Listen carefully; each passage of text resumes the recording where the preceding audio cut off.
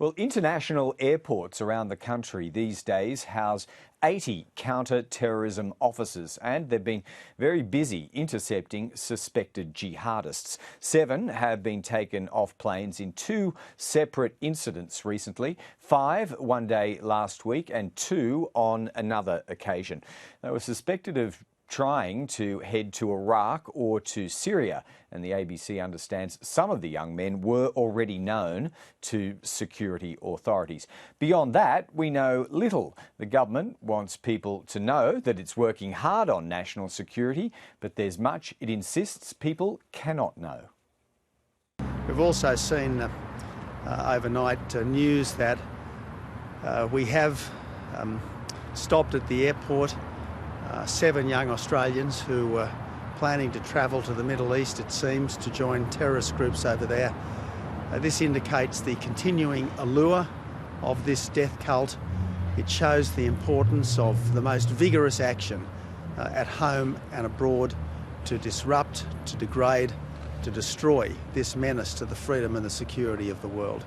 Well, I'm not going to go into to the specific details. I can say to you that there was an incident at Sydney International Airport on the 12th of August, and that follows a number of people who have been offloaded by the counter-terrorism unit officers, in particular in Sydney and Melbourne, over a period of time.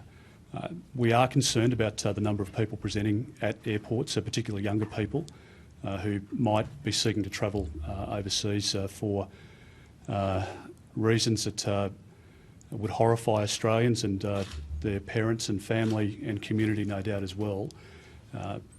Obviously, particularly where investigations are ongoing, we're not going to provide a running commentary in relation to that, but there have been incidents, and the 80 counter-terrorism unit officers that we have at our international airports I think need to be commended for the work that they're doing with the Australian Federal Police and with the agencies otherwise. If you want us to report things accurately, then you might provide some information. So what was been going on at the airport, what has been going on at the borders, and you give us more detail about the people who have perhaps been arrested, perhaps have been detained. How are we supposed to report that? Well, Chris, one of the ways that you could report it is that you could say that national security advisors to the government, intelligence agencies and law enforcement agencies currently have matters under investigation, and making comments beyond what we've made already may jeopardise some of those investigations. So that's as you would expect in relation to any investigation. Well, if there's detail that we can release later in the day, we will, but I'm acting on the advice of people who know what they're talking about in relation to this space, as is the Prime Minister. We've released what detail we can to date, but investigations are underway in relation to certain matters, and it wouldn't be appropriate for us to respond, and I don't think as a responsible journalist you would expect us to say anything beyond that. Some of the advice that you're giving the Minister is that numbers and ages and dates and these things do not give away national security information. They do help with the reporting of this information. If you are concerned about the reporting of this information, then give us the information that we need to be able to do our job. We'll provide information as and when is appropriate. I can assure you of that. I mean, the government wants nothing more than to keep people safe, and if people have done the wrong thing, for those people to be prosecuted. But we've provided the detail that we reasonably can at this point in time. If we can provide further detail through the course of the day or at a time subsequent to that, we will do that, and we've done that in the past as well. Now, the last sitting fortnight of Parliament has not been the one that the government had planned for when Parliament resumed from its winter break. It lost its Speaker, the head of its Royal Commission is under challenge, and the polls are down. Still, the Prime Minister has a theme of jobs, growth and community safety, and as Parliament heads into another brief pause in sittings, his ministers, including Josh Frydenberg, are sticking to that theme and sticking behind their leader in the face of some provocation by journalists. We've got to go down with the job of growing the economy and job creation, and put aside some of the distractions we've seen in recent weeks. Do you stick to the script? I stick to my own script. Can the Prime Minister, can the Abbott government turn the polls around with Tony Abbott as leader? Absolutely. How? Well, firstly, Tony Abbott led us to a wonderful victory in 2013. And let's not forget the Labor Party, which went to an election promising a carbon tax and mining tax, got its lowest primary vote in 100 years. Now, since coming to office, this government has a number of achievements to its name. Now, when it comes to polls, we've been behind in the polls before. As you know, in 2001, when John Howard was the leader, he was further behind Kim Beazley. In 2004... No John Howard, is he? Tony Abbott could be a John Howard, absolutely. Mr Frydenberg, it's time to move to Malcolm Turnbull, isn't it? Absolutely not. Why not? Because Tony Abbott is doing an extremely good job as our Prime Minister. Will lead us to the next election. He's leading to an absolute disaster. Well, that's maybe what some people in the media would like to put to politicians, but I can tell you... I'm just looking at the polls. Everything looks south for you, and Malcolm Turnbull consistently outrates Tony Abbott. He's also got a more modern agenda. Don't you think he's more suited to the Australian public at this time? Well, let's make 2 points here, Latika. Firstly, Tony Abbott led us to an emphatic victory at the last election. The Labor Party got its lowest primary vote in a century. And you're now making what that government did to deserve that. Now, we are getting on with the job of governing, and we have a number of important and achievements to our name. Now, we have an agenda for going forward. It's around tax reform, it'll be around industrial relations reform, it's around growing the economy, reducing red tape, securing these free trade agreements. That's our agenda going forward. It's about jobs, reducing cost of living and growing the Australian economy. And of course there's an important national security debate and issues of community safety. Now, Tony Abbott is the best person to lead us to the next election. We've got an important by-election coming up in Canning, and I say to my colleagues, let's regroup, let's win that by-election, and let's go forward to the next election, win that, because the Australian people expect nothing less. So no Malcolm? No change in leader.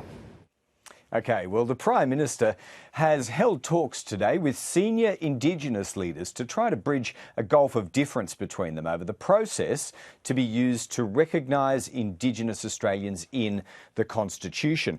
Community meetings are scheduled to be held around the country in the next few months to build a consensus, and the aim is to have a referendum sometime in the next Parliament. But Noel Pearson, Pat Dodson and Kirsty Parker are among a group of Indigenous leaders who felt a little dudded by talks in Sydney with political leaders last month. So they came to Canberra today to talk to Tony Abbott. In a moment, we'll hear from Noel Pearson on what was achieved at that meeting. But first, here's how the Prime Minister put his objectives ahead of those talks. What I want to do is to ensure that we have a unifying and unified process which will produce, I hope, a national consensus towards the middle of next year that can then go to the people in the next term of Parliament.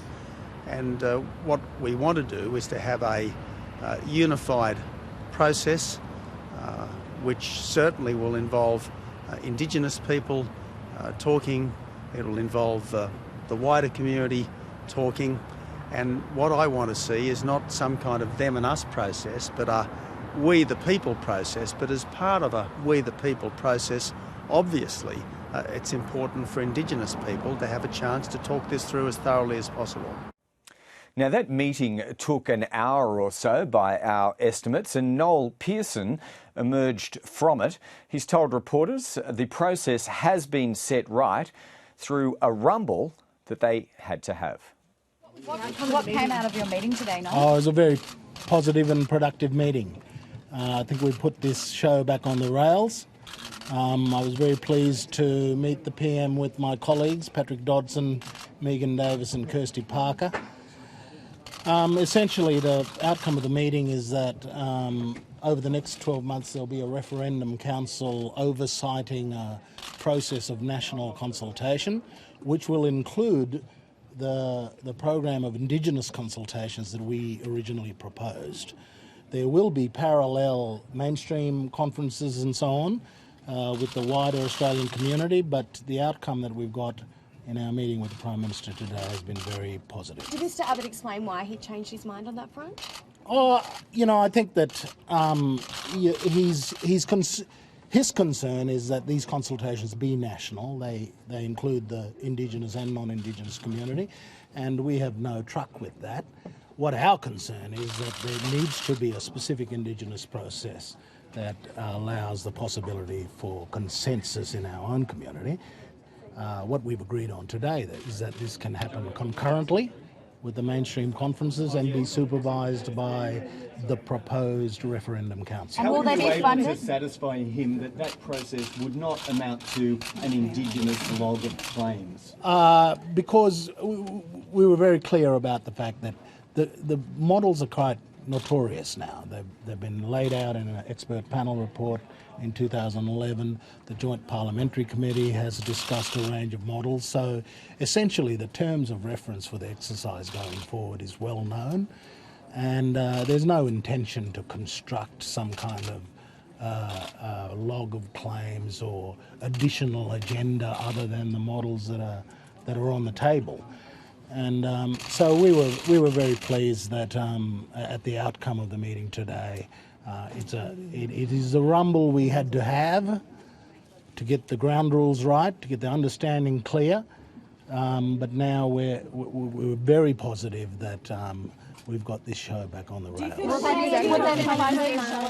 So that was Noel Pearson, to use his words again, very positive about the breakthrough or the achievements that were made in their meeting with Tony Abbott. And by his description, what they'll be having is a separate Indigenous discussion or process that runs at the same time as that series of national community meetings that was agreed to in talks in Sydney last month. Now, just finally from us, when they're not in the chamber for question time or debating or voting on bills, politicians have been heavily involved in sporting celebrations in the last 24 hours.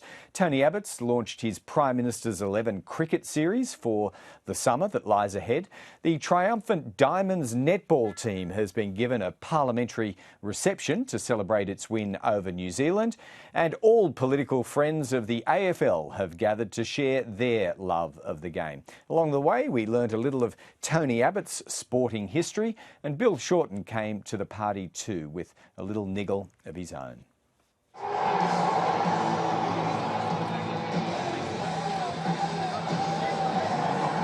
We know, and it's widely known in Australia, that the Prime Minister is an extraordinarily passionate and devoted fan of the GWS Giants. He's rarely seen without his Giant scarf.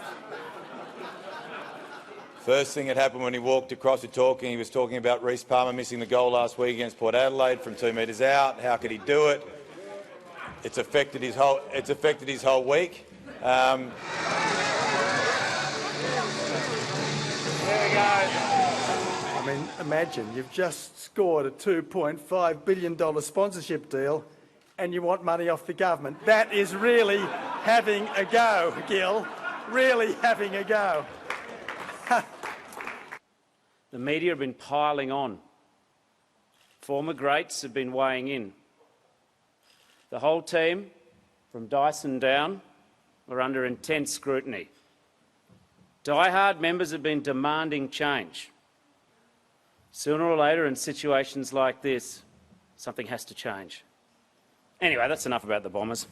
Mike, how are you? Great to see you. Yeah, you too. Thank you for agreeing to do it again. No, thanks for picking me again. I appreciate it. Unlike some Prime Ministers, I haven't been a cricket tragic. I was taken down to the nets in Year 7 at St Ignatius College, and after they'd watched me bowl a wide and, a swipe offside the leg stump, they said, off you go to the rowing sheds, that's where you're going. A family comfort. That was before the first game. Very excited. Yeah. In the Abbott household, netball is a family passion. I've long been a netball dad, but today I am very proud to be a netball Prime Minister.